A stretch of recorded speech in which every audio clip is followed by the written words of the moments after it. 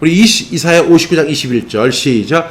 여호와께서 이르시되 내가 그들과 세운 나의 언약이 이러하니 곧 내 위에 있는 나의 영과 내 입에 든 나의 말이 이제부터 영원하도록 내 입에서와 내 후손의 입에서와 내 후손의 입에서 떠나지 아니하리라 하시니라. 여호와의 말씀이니라. 이사야 59장 21절 말씀. 아멘 아멘. 저는 종종 이사야 59장 21절 말씀, 이 말씀을 제가 이렇게 묵상을 해요. 이 묵상을 하가라고 하는데, 이 하가를 이렇게 하다 보면 이 하나님이 굉장히 우리에게 심플하게 다가오시는 것 같아요. 어떻게 다가오시냐? 하나님이 내가 그들과 세운 나의 언약이 이러하다. 그럼 그 언약이 뭘까요? 하고 이렇게 질문하면 하나님이 이렇게 말씀하시고, 곧 내 위에 있는 나의 영.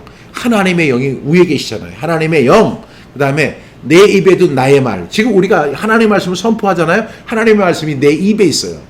그래서 나의 말이, 그런데 이것이 그냥 내가 죽고 나서 사라지고 사장되는 게 아니라 이제부터 영원하도록, 이사야 40장 8절에 풀은 마르고 꽃은 시드나 우리 하나님의 말씀은 영원히 서리라 하라, 이렇게 말씀해 있잖아요. 풀은 마릅니다. 그 풀은 마르고 꽃은 시든다는 건 우리의 인생이 피었다가 지는 거예요. 우리가 해마다 지금 이제 오늘 11월이 이제 한 채 열흘 정도밖에, 열흘도 남지 않았죠. 그런데 11월 가면 금방 또 12월이고 이 한 해를 이렇게 우리가 마무리 짓게 되는데, 그렇게 하다 보면 봄에는 새싹이 하고 그 다음에 꽃이 피어나고 가을에는 풍성한 열매가 있고, 그리고 나면 겨울이 되면 다 사그러져서 다시 소생할 수 있을까? 이런 생각이 들잖아요. 그런데 그것처럼 인생도 마찬가지예요. 한 세대는 가고 또 한 세대가 오는 거죠. 저희 세대가 이제 가고 나면 또 다른 세대가 오고, 그 세대는 이전 세대를 기억함이 없어요. 그냥 자기 혼자 이 세상에 왔다가 자기들만의 세상, 자기들만의 리그라고 생각하고 또 왔다가 또 가는 거예요. 또 다른 세대가 또 와요. 이전 세대를 기억함이 없어요. 가끔 가다가 이제 좀 DNA가 이상한 사람들이 있어요. 예를 들어 뭐 세종대왕이라든가 뭐 이순신 같은 DNA가 아주 독특한 사람들은 이제 이전의 기억됨이 좀 있는 사람들이 있죠. 그러나 예를 들어 1억 명에 한두 명 정도는 기억됨이 있지만 1억 명의 대다수는 기억됨이 없어요. 왜? 이전 세대를 기억함이 없다라고 말씀하고 있거든요. 성경은 정말 그래요. 여러분, 500년 도읍지를 필마로 도로하더니 산천은 의구하되 인거는 간데없네. 어주버 태평 세월이야 꿈이런가 하노라. 우리의 인생이 뭐와 같다고요? 꿈과 같은 거예요. 덥네요. 여러분, 그래서 춘몽 같은 이 세상이고 꿈과 같은 이 세상이고 잠시 머물다 가는 이 세상 속에서 우리가 사라지니까 하나님의 말씀도 사라질 것 같죠. 근데 그게 아니래요. 나의 말이 이제부터 영원하도록, 너는 가지만 나의 말은 영원하도록, 그래서 내 입에서와 내 후손의 입에서와 내 후손의 후손의 입에서 떠나지 아니하리라. 홍시원 목사님, 하나님 그렇게 해서 말씀하신 거예요. 홍시원 목사님은 가도 홍시원 목사님의 그 후손의 입에서, 그리고 후손의 후손의 입에서 그 말씀이 떠나지 않게 하리라. 이것이 바로 뭐예요? 의인의 역사, 의인의 역사예요. 그러니까 하나님은 시대의 의인을 통해서 역사하시는데, 세상에 수많은 사람들이 있지만 내가 보잘것없고 머리 안 좋고 경제적 능력도 없고 뛰어난 것도 없고 잘생긴 것도 없고 그렇다 하더라도 하나님이 당대 의인이었던 그 노아를 사용했던 것처럼 이 시대에 당대의 의인 홍시원 목사님을 통해서 내 입에서와 내 후손의 입에서와 내 후손의 후손의 입에서 떠나지 아니하리라. 아멘. 강기자 그 우리 전도사님의 입에서와 그 다음에 그 강기자의 후손의 후손의 입에서 떠나지 않게 하리라. 그래서 강기자는 갔고 그 후손도 갔지만 하나님의 말씀은 영원하리라. 아멘. 그것이 바로 하나님의 말씀이에요. 여러분, 그 유대인들의 역사를 보게 되면 유대인들의 역사가 한 3,500년, 4,000년 역사라고 이렇게 이야기를 하는데, 그 역사를 놓고 볼 때 그 시대에 그 100년도 살지 못하고 사람들은 다 갔어요. 가고 또 가고 또 가고 하지만 희한하게도 하나님의 말씀은 살아서 역사하고 남아있는 거예요. 그래서 이 하나님의 약속이 바로 테펠린 복음, 테펠린을 통해서 이렇게 이루어진다는 사실을 꼭 믿고 날마다 선포해서 이 400절의 말씀 꼭 암송하고 마음에 새겨져서 손대면 톡 하고 터질 것 같은 그런 말씀이 되기를 주님. 우리 구호 외치고 시작합니다. 시작. 구슬이 서말이라도 깨야 보배. 시작. 구슬이 서말이라도 깨야 보배. 천리길도 한 걸음부터. 천리길도 한 걸음부터. 한 번만 더 합니다. 천리길도 한 걸음부터. 우리 지난주 말씀 복습하겠습니다. 시작. 예레미야 20장 9절 말씀. 내가 다시는 여호와를 선포하지 아니하며 그의 이름으로 말하지 아니하리라 하면 나의 마음이 불붙는 것 같아서 골수에 사무치니 답답하여 견딜 수 없나이다. 예레미야 20장 9절 말씀. 아멘. 아멘. 허윤수 집사님이 오늘 말씀하신 대로 이렇게 리듬 암송법에 젖어들게 되면 이전에 암송했던 모든 말씀들이 다 리듬으로 바뀌어버려요. 이전에 리듬으로 암송 안 하고 그냥 내가 내 방식대로 이렇게 암송을 했는데 리듬 암송법을 익히다 보면 모든 말씀들이 다 리듬으로 바뀌게 되는데 그 리듬으로 암송을 하게 되면 즐겁습니다. 그리고 여러 명이 함께 할 수 있으니까 함께하는 즐거움이 있고요. 그 다음에 가장 중요한 사실은 이렇게 암송하면 죽을 때까지 가요. 리듬으로 암송하면 참 오래 갑니다. 그래서 우리 리듬으로 암송을 해보겠습니다. 예레미야 20장 9절 말씀. 내가 다시는 여호와를 선포하지 아니하며 그의 이름 말하지 아니하리라 하며 나의 마음이 붉은 것 같아서 골수에 사무치니 답답하여 견딜 수 없나이다. 예레미야 20장 9절 말씀. 아멘. 아멘. 제가 이렇게 카메라 앞에 서면은 카메라 울렁증이 있어요. 그 유재석 씨도 카메라 울렁증이 있다고 하더라고요. 근데 제가 카메라 울렁증이 너무 심해가지고 이렇게 제가 실수를 좀 합니다. 양해해 주시고 이번엔 실수하지 않겠습니다. 시작. 예레미야 20장 9절 말씀. 내가 다시는 여호와를 선포하지 아니하며 그의 이름으로 말하지 아니하리라 하면 나의 마음이 불붙는 것 같아서 골수에 사무치니 답답하여 견딜 수 없나이다. 예레미야 20장 9절 말씀. 아멘. 아멘. 그러면 우리 잠시 기도하고 시작하겠습니다. 태초에 말씀이 계시니라. 이 말씀이 하나님과 함께 계셨으니 이 말씀은 곧 하나님이시니라. 이 말씀이 곧 하나님이시니라. 태초에 계셨던 그 말씀이 육신을 입고 이 세상에 오셨습니다. 그 말씀이 곧 하나님이십니다. 우리가 하나님의 말씀을 암송하여 마음에 새기는 행위는 우리가 암기하는 정도가 아니라 마음에 새겨서 하나님을 마음에 품는 행위임을 고백합니다. 하나님 이 세상에 중요한 것을 마음에 품고 살아가는데 사람들은 누구나 다 자기가 중요하다는 것을 마음에 품지만 우리는 하나님의 말씀을 마음에 품는 사람이 되게 해 주십시오. 그래서 하나님의 사람이 되게 해 주시고 하나님의 인자와 국률하심을 입는 사람이 되게 해 주시고 하나님과 동행하는 사람이 되게 해 주시고 그리고 하나님의 말씀을 증거할 수 있는 사람이 되도록 도와주시옵소서. 오늘도 부족한 종이 하나님의 말씀을 가지고 함께 훈련합니다. 하나님 말씀 가운데 역사하여 주시고 성령님을 통하여 깨닫게 해 주시옵소서. 오늘 참관 한 분 한 분을 주님의 이름으로 축복합니다. 그리고 하나님께서 복 주시고 은혜 주시고 평강 주시기를 원한다고 하라고 말씀하셨사오니 이 시간 주님께서 평강 주시고 복 주시고 은혜 주시기를 원합니다.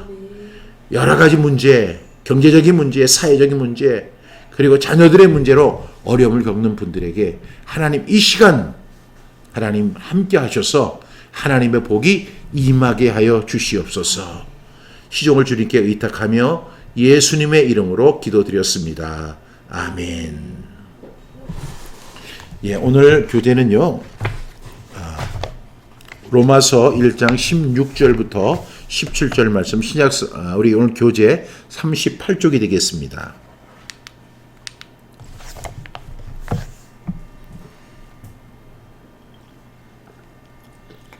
우리 먼저 리듬이 아니라 그냥 한번 소리내서 읽겠습니다. 로마서 1장 16절부터 17절 말씀.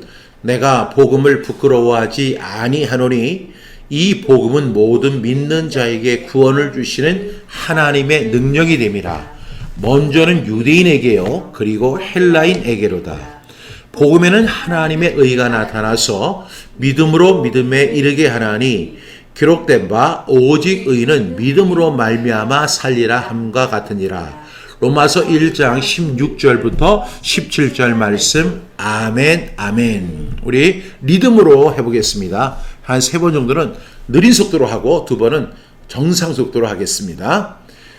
로마서 1장 16절부터 17절 말씀. 내가 복음을 부끄러워하지 아니하노니 이 복음은 모든 믿는 자에게 구원을 주시는 하나님의 능력이 됨이라. 먼저는 유대인에게요, 그리고 헬라인에게로다. 복음에는 하나님의 의가 나타나서 믿음으로 믿음에 이르게 하나니 기록된 바 오직 의는 믿음으로 말미암아 살리라 함과 같으니라. 로마서 1장 16절부터 17절 말씀. 아멘, 아멘. 로마서 1장 16절부터 17절 말씀. 내가 복음을 부끄러워하지 아니하노니 이 복음은 모든 믿는 자에게 구원을 주시는 하나님의 능력이 됨이라. 먼저는 유대인에게요, 그리고 헬라인에게로다. 복음에는 하나님의 의가 나타나서 믿음으로 믿음에 이르게 하나니 기록된 바 오직 의는 믿음으로 말미암아 살리라 함과 같으니라. 로마서 1장 16절부터 17절 말씀. 아멘, 아멘. 로마서 1장 16절부터 17절 말씀.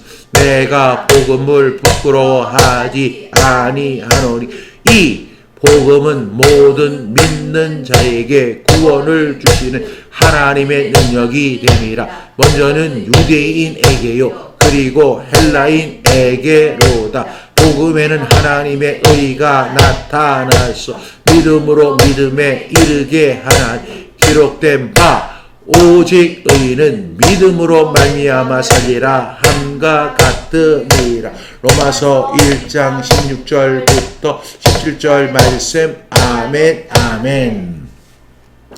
이번에는 정상 속도로 한번 해보겠습니다. 로마서 1장 16절부터 17절 말씀. 내가 복음을 부끄러워하지 아니하노니 이 복음은 못 믿는 자에게 구원을 주시는 하나님의 능력이 됨이라. 먼저는 유대인에게요, 그리고 헬라인에게로다. 복음에는 하나님의 의가 나타나서 믿음으로 믿음에 이르게 하나니 기록된 바 오직 의는 믿음으로 말미암아 살리라 함과 같으니라. 로마서 1장 16절부터 17절 말씀. 아멘, 아멘. 로마서 1장 16절부터 17절 말씀.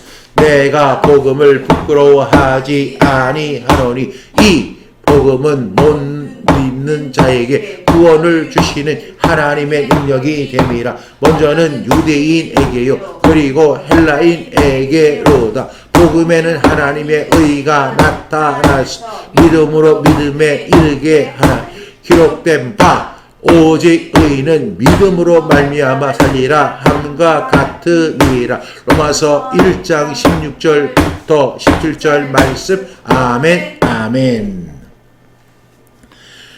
여러분, 리듬 암송법에는 정말로 매력적인 특성이 있어요. 제가 앞서 말씀드린 것처럼 즐겁고 그리고 회중들이 뭐 100명이든 200명이든 뭐 1000명이든 다 통일해서 할 수 있습니다. 예전에 우리가 이제 코로나가 진행되기 전에는 청소년 캠프, 어린이 캠프를 할 때 뭐 수백 명이 이렇게 참석을 하잖아요. 그런데 똑같은 리듬에 맞춰서 할 수 있어서 너무 신났습니다. 뿐만 아니라 이 말씀은 오래오래 우리에게 기억되는 특징이 있는데, 이 구약 성경을 보게 되면 이 시편을 유대인들이 성전에 올라갈 때 부르는 노래 이렇게 보면 그것이 다 셀라, 리듬에 맞춰서 했던 것을 우리가 유추해 볼 수 있습니다. 지금도 유대인들은 성경 암송을 할 때 아주 굉장히 막 목청이 막 터지는 것 같아요. 그런 것처럼 큰 소리로 소리내서 이렇게 합니다. 그래서 참 리듬으로 암송하는 방법이, 성경에는 이 방법이 뭐 기록되어 있지는 않지만 저는 가장 성경적인 방법이 아닌가 이렇게 생각을 하고 있습니다. 오늘 이 말씀에 보니까 내가 복음을 부끄러워하지 아니하노니 이 복음은 모든 믿는 자들에게 구원을 주시는 하나님의 능력이 됩니다. 먼저는 유대인에게요, 그리고 헬라인에게로다. 그리고 17절에 이제 이 말씀의 핵심이 들어있는데, 복음에는 하나님의 의가 나타나서 믿음으로 믿음에 이르게 한다. 기록된 바 오직 의인은 믿음으로 말미암아 살리라. 여러분, 마르틴 루터 종교개혁자가 이 로마서 1장 17절에 있는 말씀, 오직 의인은 믿음으로 말미암아 살리라, 이 말씀이 깨달아진 거예요. 정말로 경건하게 살기를 그렇게 노력했던 마르틴 루터가 오직 의인은 믿음으로 말미암아 살리라 함과 같으니라. 그런데 이 말씀은 마르틴 루터뿐만 아니라 또한 감리교의 창시자라고 불리는 요한 웨슬레, 그리고 찰스 웨슬레가 이 말씀을 너무 사랑했죠. 그래서 이 말씀은 정말로 위대한 말씀인 동시에, 그리고 우리의 믿음의 선배들 있잖아요. 아주 믿음의 영웅들이라고 불리는 마르틴 루터나 요한 웨슬레 같은, 그리고 찰스 웨슬레 같은 그런 사람들의 심령을 완전히 울린 말씀이에요. 마르틴 루터, 존 칼빈, 그리고 찰스 칼빈이 이제 미국에 선교사로 갔었습니다. 선교사로 이렇게 돌아오는데, 선교사 이제 일정을 마치고 돌아오는데, 배를 타고 돌아오는 거죠. 미국에서 이제 영국으로 돌아오는 배편에 풍랑이 일어난 거예요.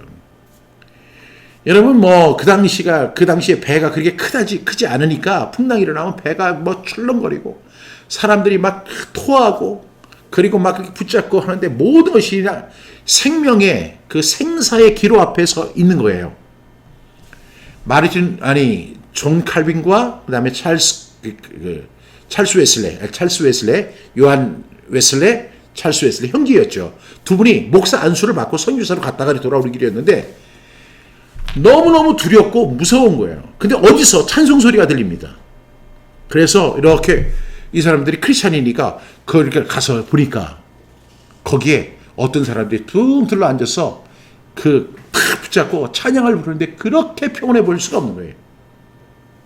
그래서 그들에게 물어봤대요. 당신은 도대체 누구십니까? 그랬더니 그 사람들이 우리는 모라비안 교도요. 그래서 모라비안 교도의 집회에 요한 웨슬레, 존 웨슬레가 참석하게 됐고, 그때 설교 말씀이 로마서 1장 17절 말씀이었어요. 복음에는 하나님의 의가 나타나서 믿음으로 믿음에 이르게 한다. 오직 의인은 믿음으로 말미암아 살리라. 그 말씀이 그때 요한 웨슬레의 회심이 일어납니다. 회심이 뭐예요? 다시 그때 주님을 처음으로 만난 거예요. 그 전에 목사 안수도 받았고 선교사도 됐고 가서 복음도 전했지만 그 전에는 진정한 회심이 없었던 거예요.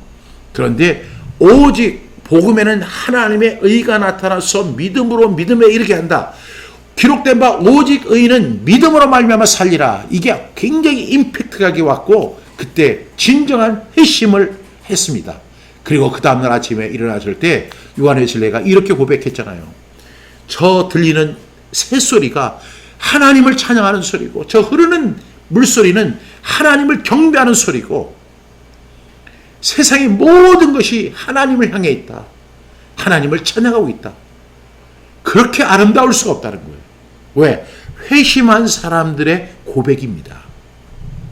마르틴 루터를, 그리고 요한 웨슬레를, 그리고 찰스 웨슬레를, 제가 찰스 웨슬레는 찬송가를 많이 였거든요. 근데 찰스 웨슬레는 요한 웨슬레의 동생이었는데, 이분이 그 요한 웨슬레에 비해서 많이 알려지지 않았지만 사실 찬송가는 굉장히 많이 불렀던 분이에요. 그런데 그분이 이런 찬양을 불렀잖아요. 만입이 내게 있으면 그 입 다 가지고 내 구주 주신 은총을 늘 찬송하겠네. 입이 만약에 나에게 10,000개가 있다면 그 10,000개의 입을 가지고 하나님이 내게 베풀어 주신 그 은혜를 늘 찬송하겠습니다. 만입이 내게 있으면 그 입 다 가지고 내 구주 주시 은총을 늘 찬송하겠네. 이게 유명한 찰스 웨슬레의 찬양이에요. 찰스 웨슬레가 참 어떻게 표현하였냐면, 입이 나에게 10,000개가 있다면 그 10,000개의 입을 가지고 내가 할 수 있는 것은 먹방을 하고 맛있는 걸 많이 먹고 내가 하고 싶은 말을 하는 게 아니라 내가 주님이 나에게 주신 은총을 나는 찬송하는 사람이 되겠습니다. 그거는 여러분 어떤 심정으로 그 얘기를 했는지 여러분 한번 상상해 보세요. 찰스 웨슬리가 내가 정말 많이 입으면 그 주신 은총을 늘 찬송하겠습니다. 얼마나 감격스러웠으면, 얼마나 그 은혜가 좋았으면, 그리고 주님의 은혜가 얼마나 놀라우면. 여러분, 우리가 이제 해마다 12월 달이 되면 극동방송에서 우리 한국에 있는 크리스천들이 가장 좋아하는 찬양, 이렇게 그 선곡을 하면 해마다 선정되는 곡이 있죠. 그 찬양이 바로 나 같은 죄인 살리신 주 은혜 놀라워요. 근데 요거는 우리나라만 그런 게 아니라 미국에서도 그 찬양, 미국에도 파이스턴 그 브로드캐스팅 오피스 회사가 있어요. 그러니까 극동방송이 미국에도 있거든요. 그래서 그 극동방송 본사에서도 그걸 하거든요. 설문조사를. 그러면 미국에 있는 크리스천들도 가장 많이 찬양하는 노래가 바로 가장 사랑하는 찬양이 Amazing Grace How Sweet the Sound, 나 같은 죄인 살리신 주 은혜 놀라와, 이 찬양이에요. 나 같은 죄인 살리신 주 은혜 놀라와. 이 찬양은 누가 졌냐면 존 뉴턴이라는 사람이 졌어요. 이 사람은 노예상이에요. 제가 얼마 전에 유튜브를 봤는데 이 찬양을 부르는데 한 흑인이 나와서 그 노래를 부르는 거예요. Amazing Grace. 저는 그 흑인의 그걸 못 따라해요. 하여튼 흑인이 부르는데 그 사람이 그 찬양을 하니까 벌써 사람들이 그 음을 알고 같이 쫙 부르는 거예요. 근데 이 사람이 딱 거기서 중단을 하면서 그래요. 이 노래를 지은 사람이 존 뉴턴입니다. 그 사람은 나 같은 흑인들을 아프리카에서 사서 미국에 공수하던 그 아주 이 영국에 갖다 파는 노예상들입니다. 아주 잔인했던 사람이고 나쁜 사람이었고 최악의 사람이었고 그리고 인정 사정이 없는 무자비한 사람이었습니다. 근데 그 존 뉴턴이 회심을 했습니다. 예수님을 만났습니다. 복음을 만났습니다. 그리고 그는 완전히 새 사람이 됐습니다. 그리고 그는 이렇게 고백합니다. 나 같은 죄인 살리신 주 은혜 놀라와. 그전에는 내가 맹인이었는데 이제는 눈을 떠서 보게 되었습니다. 이렇게 고백을 하는 거예요. 그러면서 그 눈물을 흘리면서 찬양을 하는데 거기에 있는 군중들이 눈물을 흘리면서 찬양을 듣습니다. 같이 찬양을 합니다. 정말로 저는 이것을 그렇게 보면서 이게 무엇일까 이렇게 저는 생각해 봐요. 이게 뭘까? 우리는 복음에 대해서 한번 다시 질문을 해봐야 되지 않겠는가 이런 생각이 들어요. 왜냐하면 우리가 이 복음이란 말은 그냥 일상적인 것 같아요. 그런데 우리가 복음이란 말은 들어봤는데 복음이 뭐냐고 물어보면 복음이 뭐지? 이렇게 사람들이 복음을 잘 몰라요. 교회에 오면 설교를 들으면 또 성경을 읽으면 사도 바울은 이렇게 고백하냐. 내가 복음을 부끄러워하지 아니하노니 이 복음은 모든 믿는 자들에게 구원을 주시는 하나님의 능력이 됩니다. 먼저는 유대인에게요. 그리고 헬라인에게로도. 복음에는 하나님의 의가 나타나서 믿음에 이르게 한다. 그러면서 오직 의는 믿음으로 말미암아 살리라. 근데 이 복음이 나오는데 그런 말은 성경을 읽으면서 목사님의 설교를 들으면서 하는데 그 복음이 뭐예요? 하고 물어보면 사람들이 그 복음은 뭐 예수 그리스도께서 나를 위해서 십자가에 달리신 사건이죠. 이 정도 아는 거예요. 그러면 우리가 그런 단순히 아는 피상적인 알미 존 뉴턴이나 그리고 찰스 웨슬레처럼 만입이 내게 있으면 그 입 다 가지고 내 구주 주신 은총이라는 게 바로 은혜잖아요. 그 은혜를 늘 찬송하겠네. 이런 고백이 나올까요? 아니면 그 존 뉴턴은 나 같은 죄인 살리신 주 은혜 놀라와. 그리고 또 어느 찬송 작가가 하늘을 두루마기 삼고 바다를 먹물 삼아서 하나님의 사랑을 다 기록해도 그 사랑을 다 기록할 수 없겠네. 여러분, 복음이라는 말을 우리가 쉽게 듣지만, 교회 안에서 쉽게 듣지만, 이 복음이라는 것이 정체가 뭔지, 그리고 이 복음을 깨달았을 때는 그것이 엄청난 파급력이 있어요. 이게 그냥 예수님께서 나를 위해서 십자가에 달려 들어가신 사건이죠. 그 정도에서 그치는 게 아닌 것 같아요. 복음에는 정말로 이런 은혜가 있다는 거죠. 이것은 바로 우리가 존 뉴턴이나 아니면 찰스 웨슬레나 아니면 그런 사람들처럼 이 복음에는 이런 효과가 있다, 이펙트가 있다는 사실을 우리가 분명히 알 수 있습니다. 또한 우리는 이 복음이란 도대체 무엇인가? 그 복음이 도대체 뭐길래 이 복음을 전해야 할까? 이렇게 우리는 한번 질문해 볼 필요가 있어요. 복음이 뭔데 그 복음을 왜 전해야 되지? 근데 우리가 많이 이렇게 보면은 내 주위에 복음을 전하는 사람이 있을까요? 그 다음에 내 주위에 복음을 전하는 교회가 있을까요? 나는 그들로부터 어떤 그 개인이나 그 교회로부터 복음에 대해서 진짜 복음의 어떤 그 순수 메시지 있잖아요. 그 메시지를 들어본 적은 있는가? 복음. 여러분, 이 성경 전체가 너희가 성경에서 영생을 얻는 줄 생각하고 성경을 상고하거니와 성경을 연구하거니와 이 성경이 곧 나에 대해서 증언하는 것이로다 라고 이야기했어요. 그런데 예수님에 대한 이야기인데 그 예수님이 바로 복음이시죠. 그런데 그 복음, 그 예수님의 진수가 바로 복음인데 그 복음을 우리는 쉽게 듣지 못하는 거예요. 여러분 한번 생각해 보세요. 제가 종종 이제 시간이 나면 집에 이렇게 앉아가지고 이제 저희 채널은 이제 234번부터 시작을 해요. 그래서 234번을 누르면 목사님이 나와서 참 설교를 해요. 야, 저 목사님 설교 정말 잘한다. 저 목사님 말 참 잘한다. 저 목사님 참 외모도 멋있다. 저 교회는 배경도 참 좋다. 저 교회는 음향 시스템도 굉장히 좋다. 막 이런 거 제가 느끼거든요. 그리고 어떤 목사님이 이런 설교를 하고, 참, 이 사람들이 그래도 한국에서는 어느 정도 정상급인 목사님들이거든요. 그리고 교회도 어느 정도 교세가 되기 때문에, CTS라든가 여러 가지 채널에 이렇게 나와서 설교를 하실 수 있는 거예요. 그거 돈 받고 하는 게 아니라 돈 내고 하는 겁니다.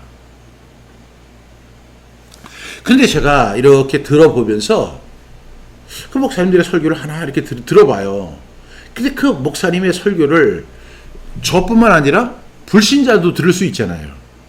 제가 불교 방송도 듣고, 제가 그 원불교 방송도 듣고, 제가 캐토릭 방송도 들을 수 있는 것처럼 불신자들도 기독교 TV를 이렇게 들어보고 목사가 도대체 무슨 이야기를 할까?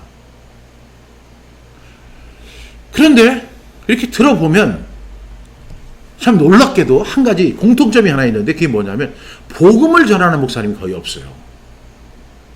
복음을 전하는 게 아니라 뭐 교회에 대하여, 뭐 신앙생활에 대하여, 그리고 뭐 예수님에 대하여 그냥 그렇게 하지 사실 복음 그 자체를 전하는 사람이 없는 거예요.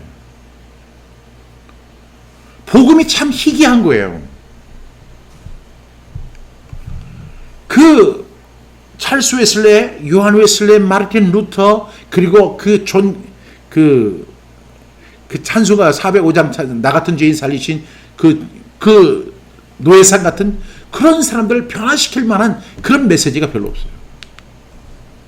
우리 골로새 1장 6절 한번 같이 읽어볼까요? 시작. 이 복음이 이미 너희에게 이르매 너희가 듣고 참으로 하나님의 은혜를 깨달은 날부터 너희 중에서와 같이 또한 온 천하에서도 열매를 맺어 자라는도다. 이 복음이 이미 너희에게 이르매 너희가 듣고 참으로 하나님의 은혜를 깨달은 날부터. 여러분, 그러면 여기서 이 말씀을 통해서 우리가 깨달을 수 있는 것이 뭐냐면 복음은 이미 우리에게 이르는 거예요. 그런데 그 복음을 들어야 돼요. 그 복음을 들으면 그 복음 속에서 우리가 무엇을 깨달냐면 하나님의 은혜를 깨달아요. 하나님의 은혜를 깨달아요. 그럼 그 순간에 어떤 이제 열매들이 나타나냐면 깨달은 날부터 온 전에서 열매를 맺고 자라는 역사가 일어나요.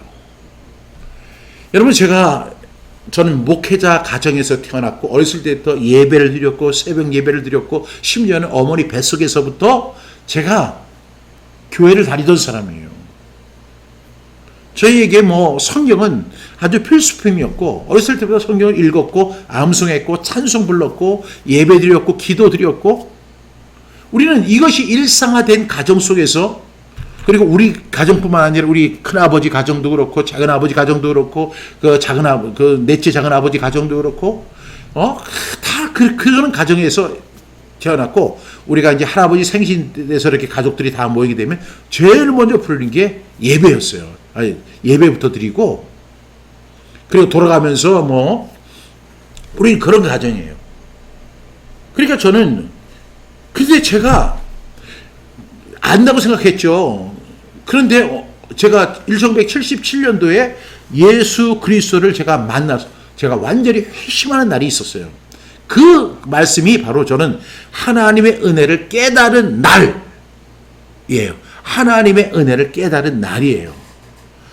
복음은 이미 저희 가정에 들어와 있었어요. 그리고 제가 이미 들었어요.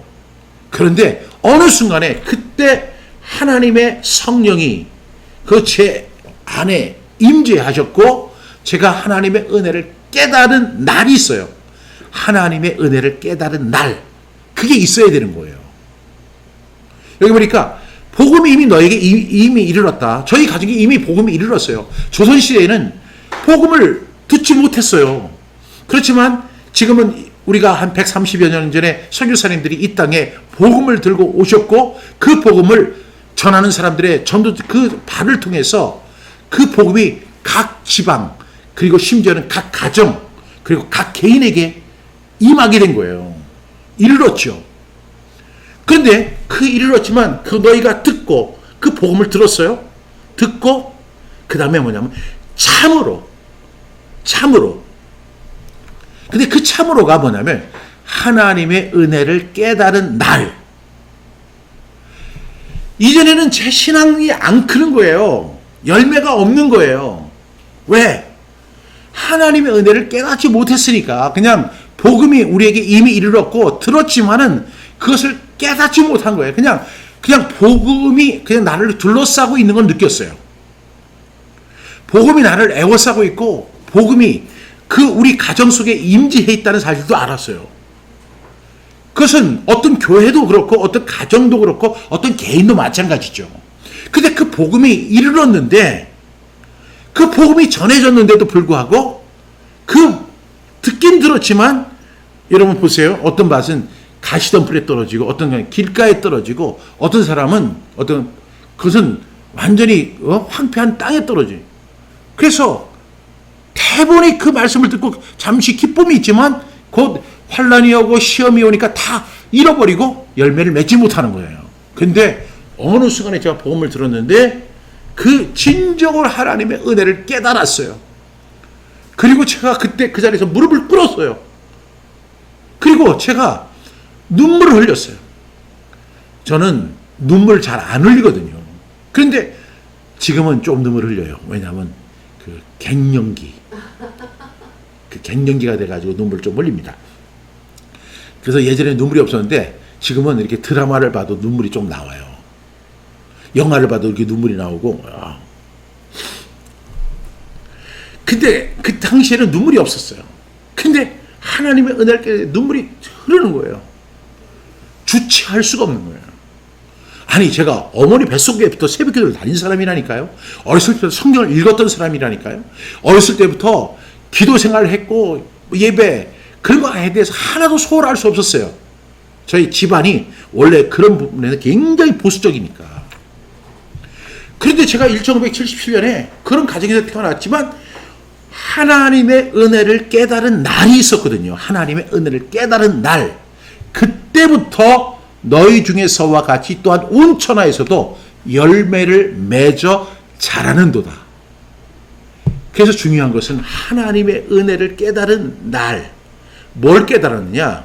하나님의 은혜죠. 근데 그 하나님의 은혜가 바로 어디 속에 들어있어요? 복음 속에 담겨져 있는 거예요. 그래서 오늘 우리가 로마서 1장 10절 보니까 복음에는 하나님의 의가 나타나서 믿음으로 믿음에 이르게 하나니, 그러면서 기록된 바 오직 의인은 믿음으로 말미암아 살리라. 이 복음 속에 하나님의 은혜가 담겨져 있는 거예요. 그래서 제가 그 복음을 듣고 하나님의 은혜를 깨달은 그 날부터 제가 열매를 맺어 자라게 되었다는 것이죠. 저는 지금도 이렇게 복음이 뭔가라는 질문을 자꾸만 이렇게 해봐요. 이 복음이라는 거 오늘 말씀해 보니까 이 복음은 17절에 보면 16절에 보면 복음에는 내가 복음을 부끄러워하지 아니하는 이 복음 모든 믿는 자들에게 뭘 준다고 그랬어요? 구원을 준다. 이것은 무엇으로 인해서? 하나님의 능력을 통해서. 17절에 보면 복음에는 이 복음 속에는 뭐가 나타나냐면 하나님의 의가 나타나요. 하나님의 의. 여러분 여기서 중요하게 여겨야 되는 것은 복음에는 하나님의 의가 나타난다. 시작. 복음에는 하나님의 의가 나타난다. 이 말은 무슨 얘기냐면 복음은 하나님의 의로 우리를 믿음에 이르게 하는 거지 우리의 의가 아니에요. 박종신의 의가 아니에요. 박종신이 얼마나 선하게 자랐느냐, 얼마나 선한 일을 많이 했느냐, 착한 일을 많이 했느냐, 구제를 많이 했느냐, 이게 아니고 복음에는 하나님의 의가 있어요. 하나님의 의만 있어요. 이것을 가장 잘 설명하는 부분이 바로 갈라디아서입니다. 복음에는 오직 하나님의 의가 있어요. 그래서 에베소 2장 8절에 보면 너희가 그 은혜로 인하여 믿음으로 말미암아 구원을 얻었나니 이것이 너희에게서 난 것이 아니요 하나님의 선물. 하나님의 선물은 뭐냐면 하나님의 의예요. 이게 행위에서 난 것이 아니니 이는 누구든지 자랑치 못하게 하려 함이다. 이렇게 말씀하고 있잖아요. 근데 복음에는 복음을 딱 들잖아요. 그러면 갑자기 복음이 딱 개폐가 되면서 복음 속에서 하나님의 의가 쫙 나타나요. 여러분 이걸 영적으로 한번 보세요. 복음이 봐요. 복음에는 복음이 쫙 이렇게 했어요. 그다음 복음이 쫙 열려요. 그럼 복음이 딱 열리는 순간 뭐가 여기서 나타나냐면 하나님의 의가 쫙 나타나요. 근데 그 하나님의 의를 어떻게 하냐면 그 하나님의 의를 믿는 거예요. 하나님의 의를 믿는 순간에 그 믿음으로 그 다음에 여기 앞에 나오는 믿음으로 믿음에 이르게 한다는 것은 그 믿음과 믿음은 차이가 있어요. 믿음은 내가 믿는 거예요. 그 하나님의 의를 믿는 것이고 그 다음에 그 믿음으로 그 하나님의 의를 믿는 순간에 나는 뭐가 되냐면 믿음에 이르게 되는 거예요. 믿음에. 행위에서 난 것이 아니니 이는 누구든지 자랑하지 못할 것입니다. 너희가 그 은혜로 인하여 믿음으로 말미암아 구원을 받았는데 그 믿음의 배에 타게 되는 거예요. 그러면서 이렇게 고백합니다. 이제 그것은 맞아. 복음이 쭉 나타났어. 근데 복음이 딱 열리니까 거기서 하나님의 의가 쫙 나타났어. 그것을 내가 그걸 믿었어. 그랬더니 내가 믿음의 수준에 올라갔어.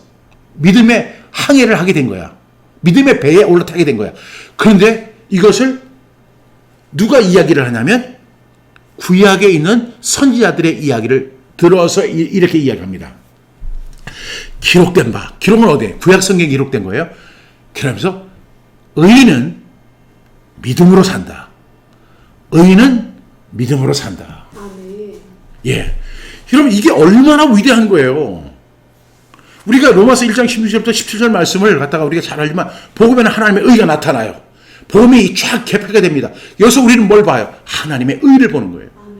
내 의는 감춰지고 박종신의 의는 감춰지는 거예요. 그리고 그 하나님의 의가 나타나면 박종신의 추악한 그런 모든 것들이 다 감춰지는 거예요. 그리고 하나님의 의가 나타나요. 그리고 저는 두 손을 들고 주님을 향해서 내가 주님 믿습니다. 하나님의 은혜를 믿습니다. 하고 그걸 믿어요. 그래서 믿음의 배에 올라타게 되는 거예요. 이것이 하나의 사건이에요. 그런데 그 사건을 구약의 기자들은 뭐라고 이야기했냐? 의인은 기록된 바 의인은 믿음으로 말미암아 의인은 믿음으로 말미암아 산다. 이렇게 고백을 한 거예요. 이것을 가지고 우리가 이 바울이 예수 그리스도를 만나서 회심했잖아요. 다메섹 도상에서 그 다메섹 도상에서 예수님을 만나서 그분이 회심했어요. 이 사람은 대표적인 율법주의자예요. 뭔가를 행위를 해야 돼요. 행위로 구원을 받는 사람이에요. 근데 이 사람이 그 다메섹 도상에서 예수 그리스도를 만나는 순간에 이 사람은 회심했어요. 그러나 회심했지만 바울은 바로 사역지로 나가지 않았어요. 사역지로 나가고 싶은 마음이 많았지만 아무도 믿어주질 않는 거예요. 그래서 바울이 어디로 가냐면 아라비아로 갑니다. 아라비아로 가서 3년 동안을 연구해요. 3년 동안을. 3년 동안을 계속 예수 그리스도가 누군가? 예수 그리스도가 도대체 누군가? 예수 그리스도가 누군가? 그러면 이 예수 그리스도의 근거는 어디에 있을까? 찾아보니까 예수 그리스도에 관한 그 근거는 다 구약에 있는 거예요. 그 당시에 신약 성경이 쓰여지지 않았으니까. 그럼 구약을 갖다가 집중해서 이제 연구하기 시작합니다. 누구에 대해서요?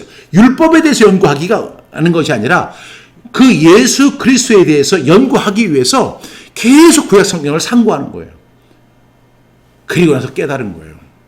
그래서 여러분 갈라디아서가 엄청 위대합니다. 그 사실을 가장 잘 설명한 데가 갈라디아예요. 갈라디아서예요. 지금 화내고 있나요? 아니 그래서 갈라디아서에 이 보면 바울이 자기가 아라비아에 가서 3년을 거기서 아라비아 사막이에요. 거기서 집중적으로 예수 그리스도를 연구하는 거예요. 집중적으로 예수 그리스도를 연구하는 거죠. 그러면서 그분이 이렇게 정리하는 거예요. 복음에는 하나님의 의가 나타난다. 그 복음이 쫙 열리는 순간에 하나님의 의가 나타나는데 그것을 우리가 믿음으로 믿음에 이르게 한다. 그러면서 구약에서는 뭐라고 했느냐? 구약의 기자들은 이렇게 얘기했다. 오직 의는 믿음으로 말미암아 살리라. 그것에 대한 그것이 입증이다라고 이야기한 거예요. 그러니까 이 복음이라고 하는 것이 제가 아까 이렇게 제가 이제 사례로 이야기했잖아요. 마르틴 루터라든가 아니면 존 칼빈, 요한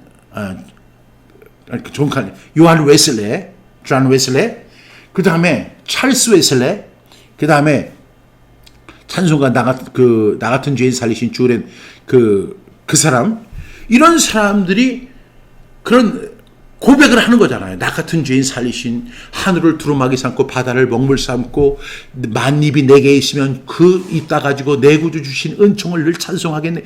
이렇게 했던 것들이 다 뭐와 관련된 거냐?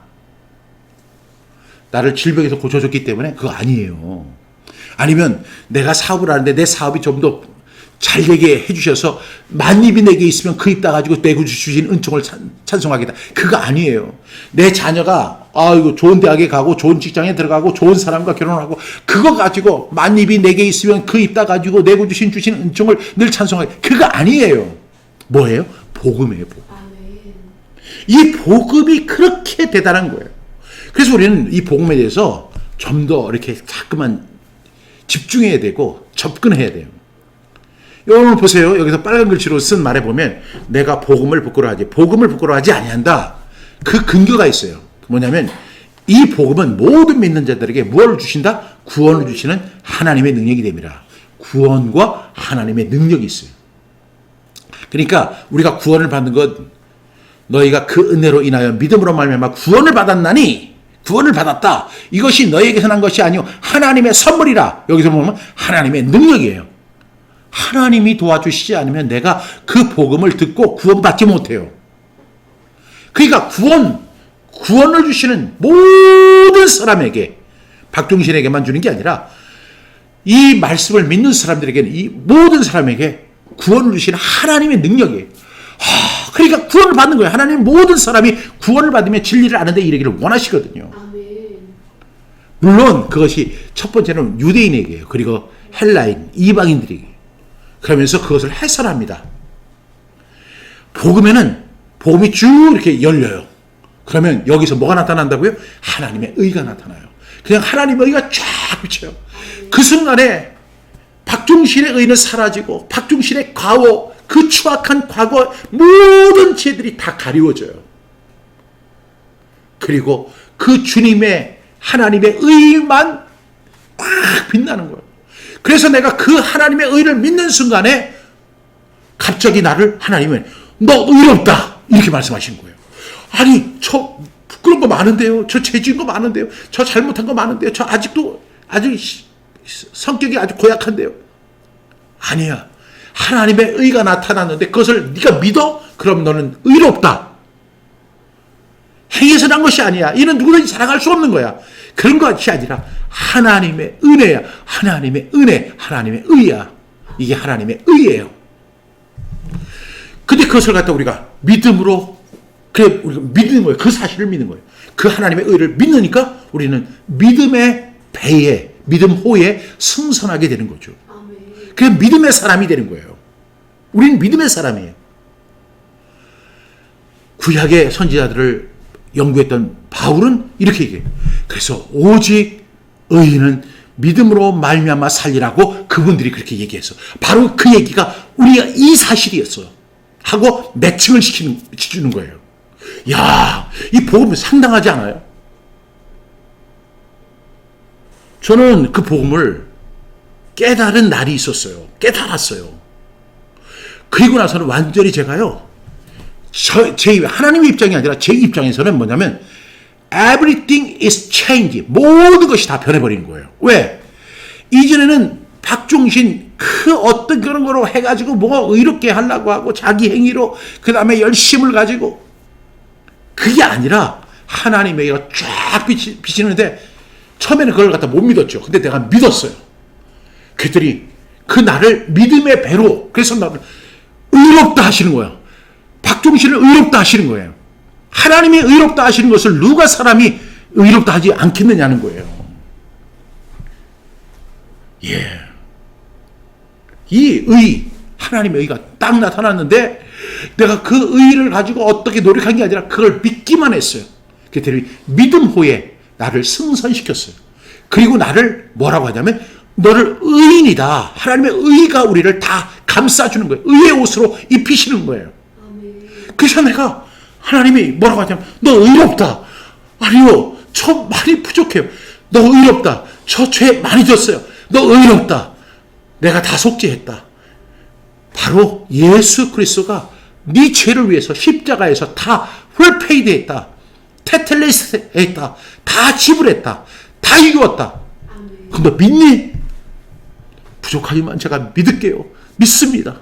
그 순간에 하나님의 그 의가 나를 믿음의 배에 승선을 시키는 거죠. 이것을 구약의 기자는 오직 의인은 믿음으로 말미암아 사는 것이다. 오직 의인은 믿음으로 되는 거지. 구약에서도 율법이 막 판을 치잖아요. 그렇지만 구약이 율법이 우리를 의롭게 하지 못해요. 율법은요, 우리를 죄를 깨닫게 할 뿐이에요. 절대로 율법은 우리를 의롭다 할 수 없어요. 그런데 구약이 있는 그 말씀 속에서도 선지자들은 얘기합니다. 오직 의인은 믿음으로 사는다. 오직 의인은 율법으로 말미암아 살리라. 그게 아니라 오직 의인은 믿음으로 말미암아 살리라. 이 복음을 여러분 귀하게 여길 수 있기를 간절히 바랍니다. 근데 실제로 복음이 존재할까요? 그리고 복음이 자랑스러울까요? 아니면 복음은 매력적일까요? 이 복음을 통해 내가 체험한 일은 무엇일까요? 저는 복음이 존재함을 믿습니다. 복음이 저에게 이르렀어요. 제가 그 복음을 듣고 깨달은 날부터 복음은 이미 저희 가정이 크리스찬 가정이었기 때문에 저희 가정에 임했어요. 여러분들이 어떤 교회에 소속하면 그 교회도 복음이 이르러 있어요. 근데 그 복음을 참으로 깨달은 그날부터 깨달은 그날이 있다는 거죠.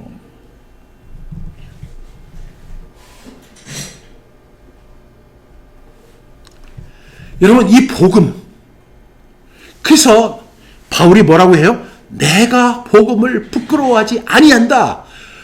아니 복음이 얼마나 대단하면 얼마나 자랑, 나 복음 부끄럽지 않아. 복음은 매력적인가? 여러분 내 인생을 송두리째 바꾸는 거예요.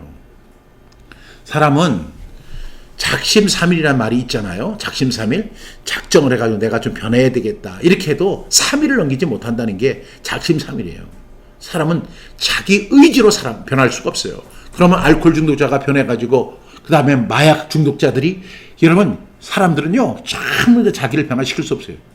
하나님의 의, 이 복음만이 나를 변화시킬 수 있어요. 그 복음을 통해서 우리가 체험한 일이 너무너무 많잖아요. 그래서 저는 한마디로 이렇게 그냥 압축해서 이야기해요. 나의 모든 것 다 변했네. 그래서 제가 정말로 좋아하는 찬양이 내 죄 사함 받고서 예수를 안디 나의 모든 것 다 변했네. 이제 내가 가는 길 천국길이요 그의 피로 내 사함을 받은 거예요. 예수 그리스도를 내가 믿고 그 순간에 나의 모든 것 변하고 그 피로 구속 받았네. 하나님은 나의 구원 되시오니 내게 정죄함 없겠네. 나를 누구도 죄인이다라고 할 수 없다는 거죠. 여러분 이 복음이 여러분에게 임했습니까? 이 복음을 깨달은 날이 있어야 되는 거예요. 내가 기독교 가정에서 태어났다. 나는 목사님의 아들이다. 그리고 우리 집안은 예수 믿는 집안이다. 우리는 3대, 저희 손자까지 지면 5대잖아요.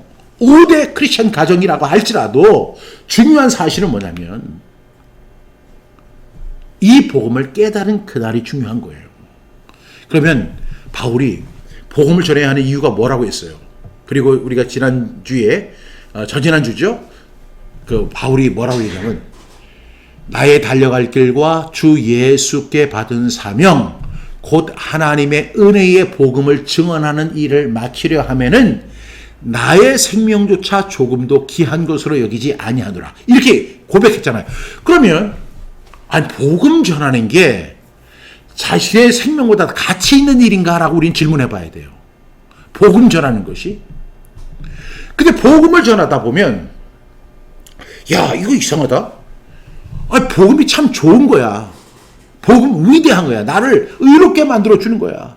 하나님 앞에 의롭다함을 받는 거야. 이 복음이 나를 구원해.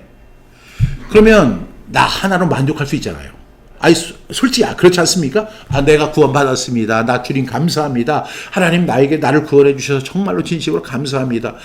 나 같은 주인 살려주셨으니 얼마나 감사한지 모르겠습니다. 우리 여기서 대부분 끝나잖아요. 근데 바울은 그 복음을 증언하는 일을 마치려 하면은 나의 생명을 조금 더 귀한 것으로 여기지 않겠다. 복음하고 자기의 생명에서 어떻게 더 가치 있느냐라고 이야기하면서 복음이 더 가치 있다. 복음이 더 가치 있는 건 당연한 거고 복음 전하는 일을 마치려 하는 것이 내 생명보다 더 가치 있다. 이렇게 이야기를 하는 거예요.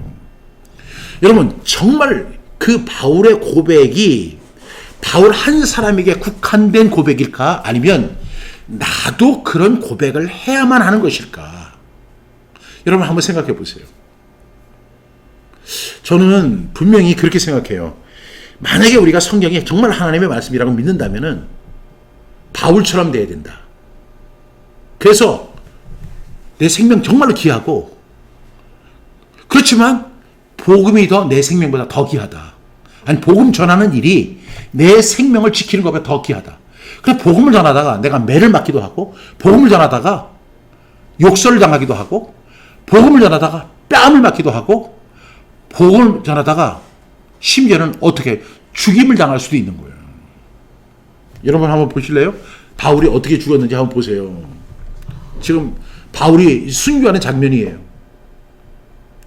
이런 돌 기둥에 바울의 머리를 놓고요, 그 망치로 내리치는 거예요. 이것이 그래서 내가 복음을 부끄러워하지 아니하노니 이 복음 모든 믿는 자들에게 구원을 주시는 하나님의 능력이 됨이라. 나는 이 은혜의 복음을 증언하는 일을 마치려 하면은 나의 생명을 조금 더 귀한 것으로 여기지 아니하노라. 그 말대로 됐어요. 그 복음 전하다가 바울은 지금 이렇게 지금 처참하게 죽는 거예요. 여러분, 이런 것 같아 세상 사람들이 이거 보면은, 아니 복음이 그렇게 대단해? 복음이 뭐라고? 복음이 너 하나 구원하는 거 하면 됐지. 너 천국 가게 하면 됐지. 복음이 너를 하나님의 사람으로 만들어주고 너를 천국 가게 하고 그 다음에 죽어서도 하나님의 자녀로 이렇게 살고 그러면 되는 거지. 그 복음을 전해야 돼? 근데 복음 전하는 일을 마치는 거. 근데 뭐 하다 마치는 거예요? 복음 전하다가 자기 인생을 마치는 것이 자기의 생명보다 귀하다, 가치 있다. 이 바울은 이야기했어요. 그리고 바울은 저렇게 죽었어요.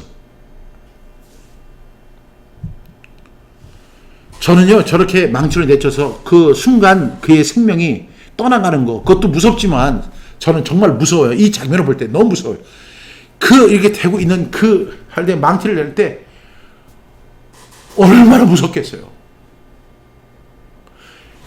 여러분, 이 막대기를 하나 가지고 이렇게 때려도 아픈데 그 돌 기둥 위에다가 그냥 망치를 넣고 너 복음 전하다가 다 하는 이게 그 결과예요.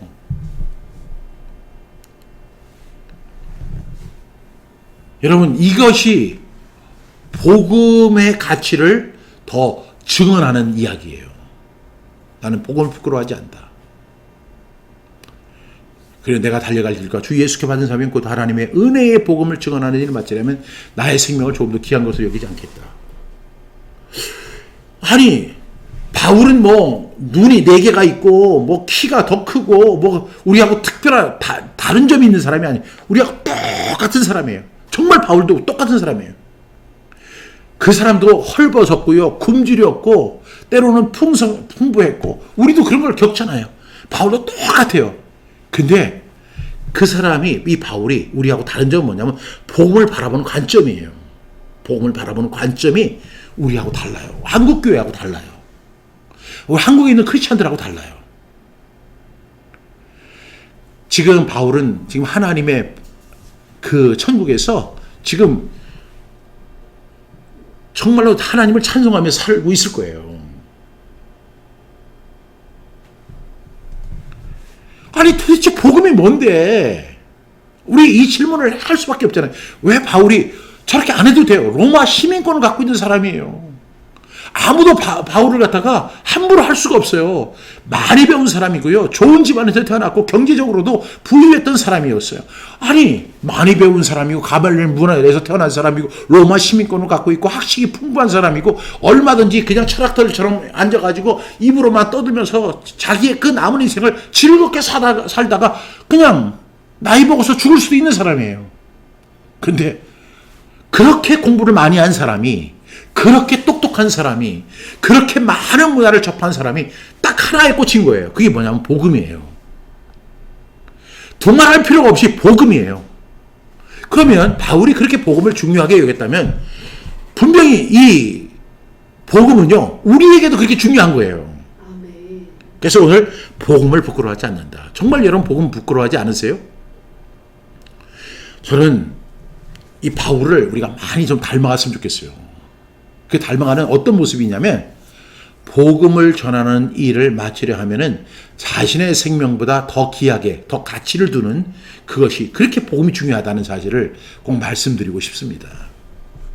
참 복음 듣기가 힘든 세상이에요. 성경책 얼마든지 이렇게 살 수 있고 설교 말씀 얼마든지 들을 수 있어요. 내가 예수 믿는다고 해서 나를 핍박할 사람은 없어요. 감옥에 가두지 않아요. 근데 복음이 희귀해졌어요. 오히려. 그래서 복음이라는 또 미명 아래 다른 가짜 복음을 막 얘기하는 사람이 있어요. 복음은요 그런 게 아니에요. 내가 병 낫는 게 복음 아니에요. 자녀들이 잘 되는 게 복음 아니라고요. 그리고 뭐 내 지금 사업이 좀 어려웠는데 그 사업이 좀 잘 되는 게 복음 그거 아니에요. 아니 그 뭐 내가 뭐 소원하며 기도했던 것이 이루어졌어요. 그게 복음 아니에요. 우리 교회가 한 100명 모이던 교회였는데 1000명이 되고 10,000명이 됐어요. 그거 복음 아니에요. 내가 16평짜리 아파트에 살았는데 지금 50평짜리 아파트에 살게 되는 거 그것이 복음 아니에요. 복음은요. 복음이 쫙 들리면 열려요. 하나님의 의가 나타나요. 그걸 믿음으로 나는 믿음 호에 승선하게 됩니다. 구약의 선지자들도 구약의 기자들도 그렇게 증언합니다. 그래서 오직 의인은 믿음으로 말미암아 살리라. 오직 의인은 믿음으로 말미암아 살리라. 오직 의인은 믿음으로 말미암아 사는 것이다. 이 이야기를 바울은 결과적으로 그리고 구약의 말씀을 인용해서 이야기합니다. 그리고 이 복음은 굉장히 중요한 거야. 그러면서 이야기합니다. 나는 이 은혜의 복음을 증언하는 일을 마치려면 나의 생명보다 조금 더 귀한 것을 여기지 않을 거야. 그리고 그는 그렇게 죽습니다.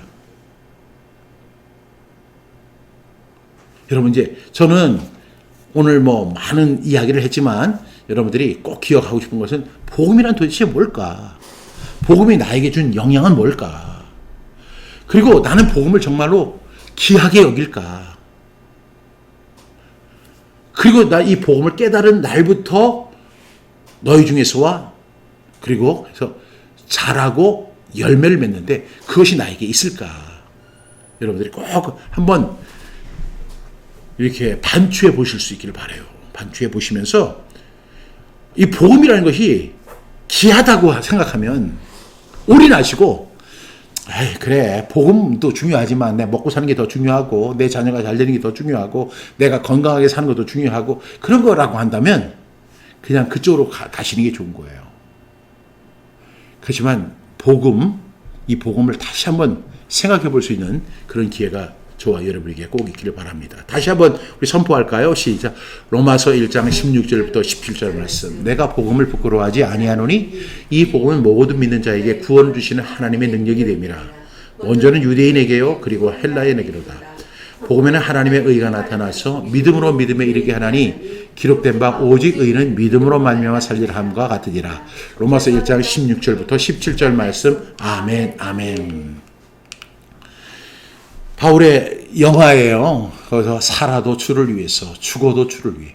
저는 살아도 주를 위해라고 하는 말에는 공감을 해요. 그 말은 제가 좀 목회자니까 그런 것 같아요. 그렇지만 죽어도 주를 위해 이 말에는 제가 한 50% 정도만 가고 싶어요. 근데 살아도 주를 위해 죽어도 주를 위해 사십시오. 아멘. 여러분 우리가 이 세상에서 천년만년 사는 게 아니에요. 그렇다면 우린 바울이 우리에게 하나의 모델이 될 수 있다고 생각해요. 그 모델 살아도 주를 위해 죽어도 주를 위해 이렇게 살아보시지 않으시겠습니까? 복음을 깨달은 사람이라면 저는 바울처럼 이렇게 고백할 수밖에 없을 거라고 생각해요. 살아도 주를 위해 죽어도 주를 위해. 오늘 질문 복음이 부끄럽지 않았던 이유는 무엇입니까?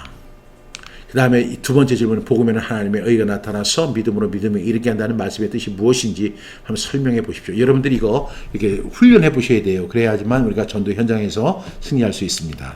세 번째 질문은 복음이란 도대체 무엇일까요? 복음이란 도대체 무엇이기에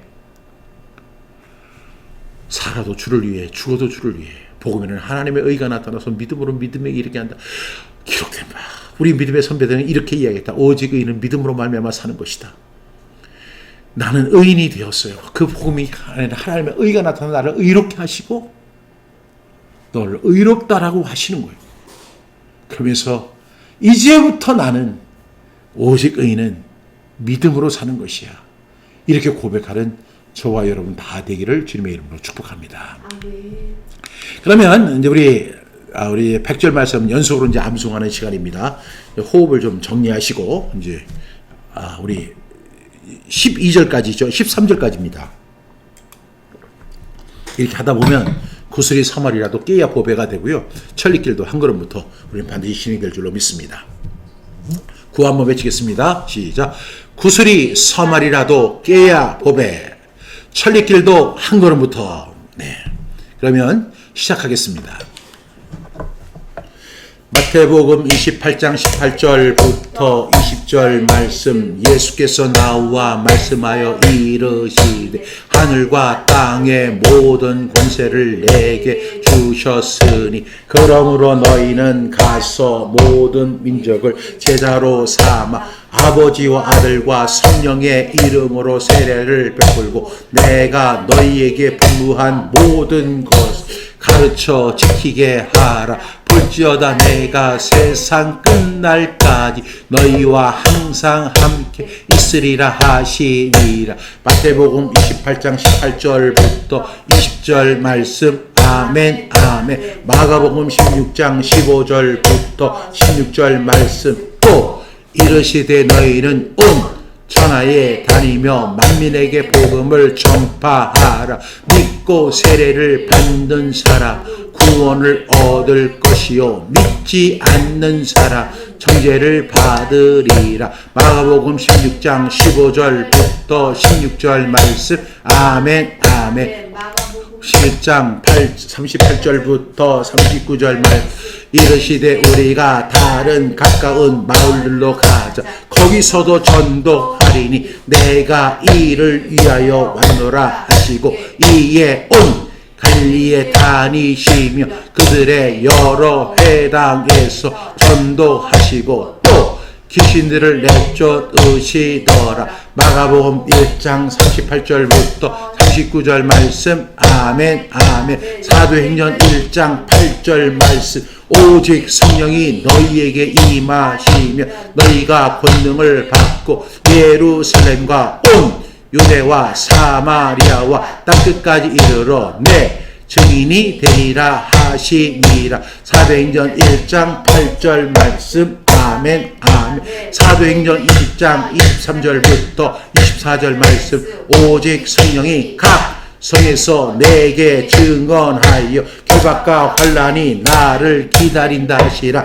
내가 달려갈 길과 주 예수께 받은 사명 곧 하나님의 은혜의 복음을 증언하는 일을 마치려 하면은 나의 생명조차 조금도 귀한 것으로 여기지 아니하노라. 사도행전 20장 23절부터 24절 말씀. 아멘 아멘. 예레미야 20장 9절 말씀. 내가 다시는 여호와를 선포하지 아니하며 그의 이름으로 말하지 아니하리라 하며 나의 마음이 불붙는 것 같아서 골수에 사부치니 답답하여 견딜 수 없나이다. 예레미야 20장 9절 말씀. 아멘 아멘. 로마서 1장 16절부터 17절 말씀. 내가 복음을 부끄러워하지 아니하노니 이 복음은 모든 믿는 자에게 구원을 주시는 하나님의 능력이 됨이라.